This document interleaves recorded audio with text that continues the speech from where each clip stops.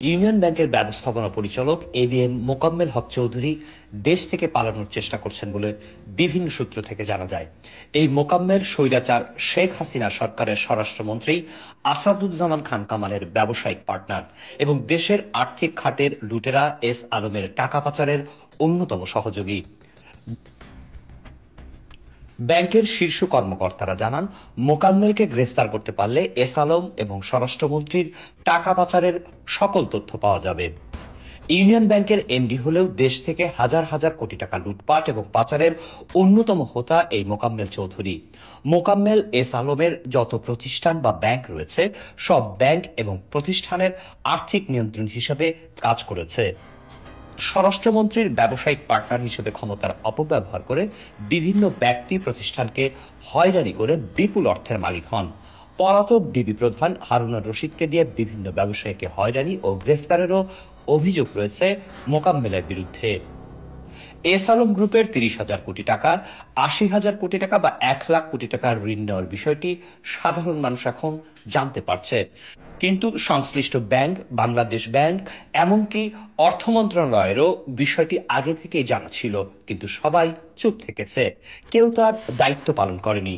অথচ এস আলমকে এসব টাকা পাচারে যারা সহযোগিতা করেছে সেই সব ব্যাংক কর্মকর্তা, যেমন ইউনিয়ন ব্যাংকের এমডি মোকাম্মেল, কমার্স ব্যাংকের ডিএমডি আব্দুল কাদের সরাসরি জড়িত ছিল অর্থ পাচারের সাথে। অথচ এর প্রত্যেকেই বহাল তবিয়তে রয়েছে যার যার জায়গায়। জানা গেছে সিঙ্গাপুরে গ্রুপটির ৩টি হোটেল আছে এবং সপ্তাহ দুয়েক আগেই তারা সিঙ্গাপুরের হায়াত হোটেলটিও কিনে নিয়েছে। সিঙ্গাপুরে তাদের শপিং মল থাকার কথাও শোনা যায়। সিঙ্গাপুরে তাদের যে হোটেল ও শপিং মল আছে তার মূল্যমান হবে কয়েকশো মিলিয়ন ডলার। আরও জানা যায়, মুনতাসির চৌধুরীর নামে দুবাইতে প্রায় ৫০ কোটি টাকার সম্পদ কিনেছেন মোকাম্মেল চৌধুরী। নির্ভরযোগ্য সূত্র জানায়, জাজ ভুইয়া গ্রুপকে ১২০ কোটি টাকার ঋণ সুবিধা পাইয়ে সেখান থেকে মোকাম্মেল নেয় ৫০ কোটি টাকা। রুট গ্রুপকে ২৫০ কোটি টাকা পাইয়ে সেখান থেকে ঘুষ নেয় ৭৫ কোটি টাকা। রংধনু গ্রুপকে ৩০০ কোটি টাকা পাইয়ে সেখান থেকে ঘুষ নেয় ৪৫ কোটি টাকা। তাছাড়া রেড কালার গ্রুপকে ঋণ পাইয়ে নেয় ২০ কোটি। চিটাগাং বিল্ডার্সের নামে প্রায় ২৫০ কোটি টাকার জমি নেয় মোকাম্মেল, যা সম্প্রতি গ্রেফতারের ভয়ে সেই জমি চিটাগাং বিল্ডার্সকে লিখে দেয়। মোকাম্মেল নামে বেনামে বসুন্ধরা আবাসিক এলাকায় কেনে প্রায় ৫ একরের মতো জমি। আজাদ মোটরসের টিটুকে গ্রেফতার করা হলে মোকাম্মেলের অবৈধ সম্পদের হিসাব পাওয়া যায় বলেও একটি সূত্র জানায়। মোকাম্মেল এখন দেশ ছাড়ার পায়তারা করছে। সদ্য ফেরত বিএনপি নেতা সালাউদ্দিন আহমেদের ছত্রছায়ায় আশ্রয় নিয়েছে এই মোকাম্মেল ও এস আলম গ্রুপ।